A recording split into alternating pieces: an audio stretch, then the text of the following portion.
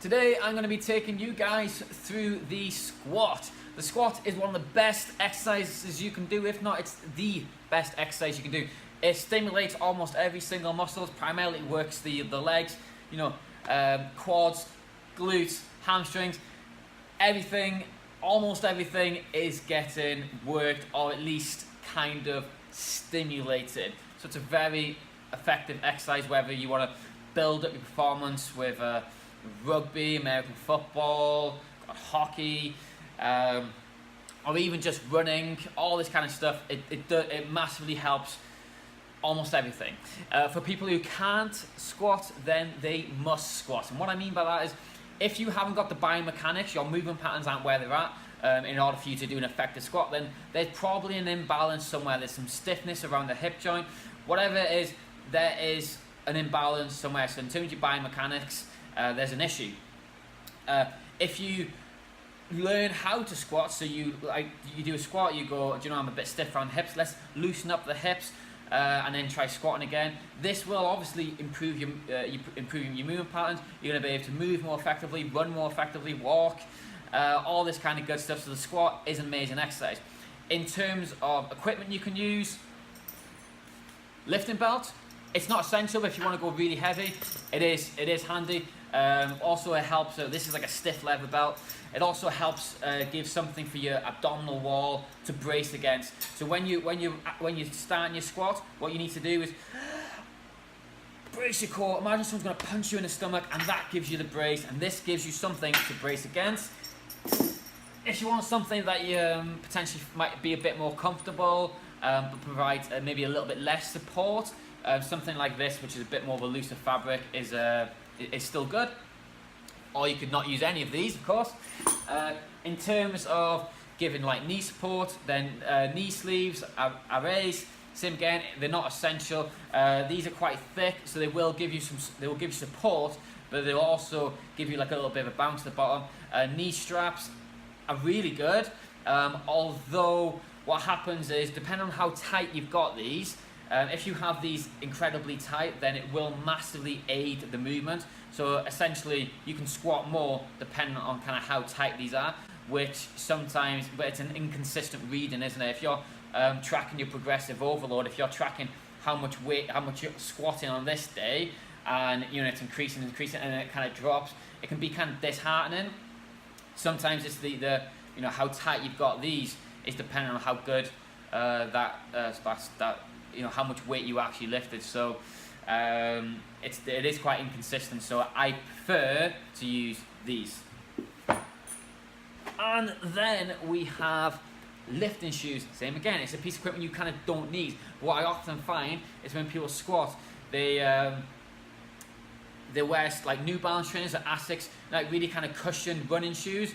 And what happens if they really kind of load up the bar, and they've got their feet pronate or something like that. If it's quite a cushioned sole and your feet pronate, so they kind of roll in, then that's just going to drive your knees in, and the squat's not going to look great, and obviously you will potentially lead to injury.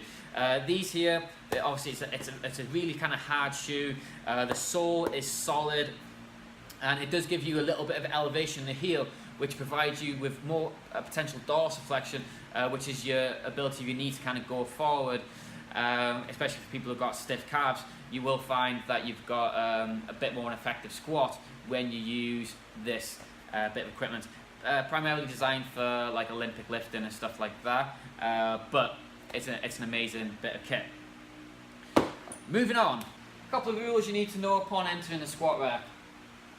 Rule number 1 is you do not bicep curl in the squat rack. Rule number 2 is you do not, under any circumstances, bicep curl within the squat rack. It is a squat rack. You squat within the squat rack. As soon as you enter this cage, one thing on your mind, and that is squatting. Okay? Moving on. Let's move up to the bar and the setup. Now, here we have the bar. The problem we have with a lot of people, I'm just going to bring you a little bit closer to myself. There we go. Problem we have is people fail before they even unrack the bar. And the reason they fail is their heart not in it. What I mean by that is, if you start your squat, like, just move you a little bit more there. Oh, there we go, nearly fell in.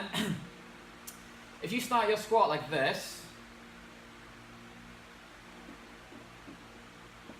bear with me.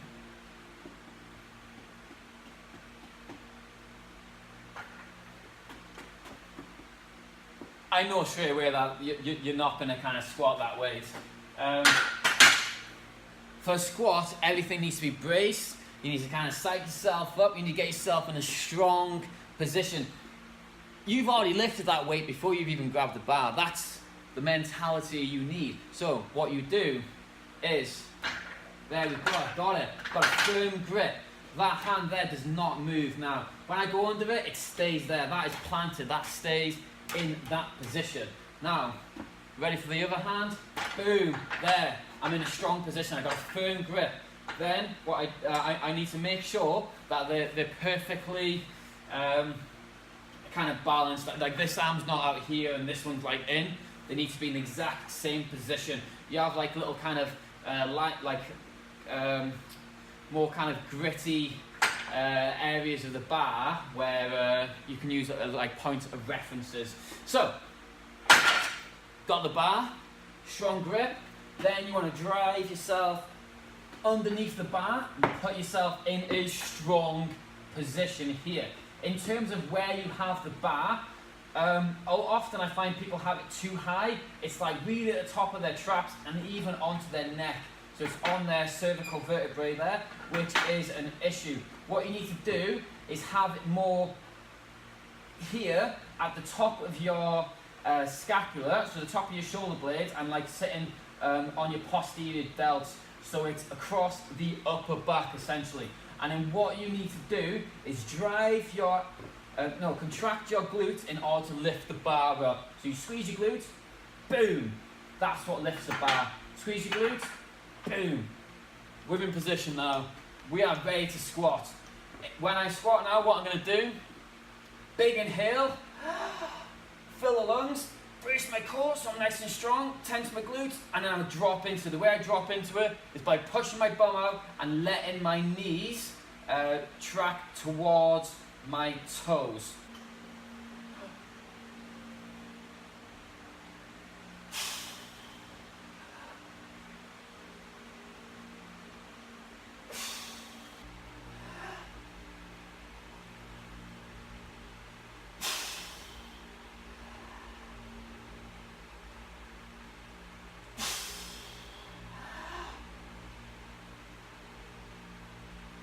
In terms of foot position, when you walk yourself out, have your feet shoulder width apart, squeeze your glutes, and that should rotate your feet out to the perfect position. Everyone is different, and everyone will have a different squat. People's, people have got like longer limbs, so dependent on how long your femur is, for example, is depending on what your squat's going to look like. Depending on how much lean forward you have. Essentially what it comes down to is safety. For people who say don't squat, squatting's bad for your knees, start as yourselves. No, I'm just kidding. For people who say squatting's bad for your knees, I get where you're coming from. I truly do. When you squat, you're going to have an element of dorsiflexion. Your knee might track, depending on your how long your limbs are and stuff, your knee might track past your toes. It might do this. That will put more stress through the knee joint. But this isn't taking into consideration how much stress the knee joint will actually take. If you squat and your knees are in bits, then yeah, maybe you've got some issues and you need to work on those before you squat. Like, squatting's not bad for your knees. If you've got bad knees, then squatting's probably going to be bad for you, okay? And yeah, if you do get any like massive pains in your lower back squatting and stuff like that, then it's nothing wrong with squatting. You've likely got some sort of biomechanical issue where you need to work on that issue before you do such a functional exercise. So that's it. I hope that helps. I hope it's very informative. If anyone's got any questions about any of this stuff, then please feel free to comment or private message me. Whatever it is, just give me a shout.